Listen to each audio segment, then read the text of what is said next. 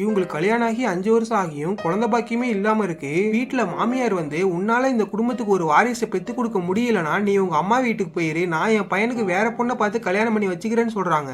Hero veterinary டாக்டரா இருப்பான். அவன் மாட்டுக்கு சென ஊசி போட போகும்போதெல்லாம் அங்க இருக்கவங்க உன்னால உன் பொண்டாட்டிய மாசமாக்க முடியல, நீ எப்படி மாட்டுக்கு ஊசி போட்டு செனையாக்குவேன்னு சொல்லி ரொம்பவே அவமானப்படுத்துறாங்க. ஹீரோயினும் அவர் வேற கல்யாணம் பண்ணிட்டு சந்தோஷமா இருக்கட்டும், நம்ம அம்மா வீட்டுக்கு போலான்னு முடிவு பண்றா. அடுத்த நாள் அம்மா வீட்டுக்கு போய் பார்த்தா அம்மா இறந்து போயிருப்பாங்க. அப்போ ஹீரோ ஹாஸ்பிட்டல்ல செக் பண்ணி பார்க்க சம்மதிக்கிறான். ஊர்ல யாருக்கும் தெரியாம ஹாஸ்பிட்டலுக்கு போய் செக் பண்ணி பார்த்துட்டு வருவாங்க.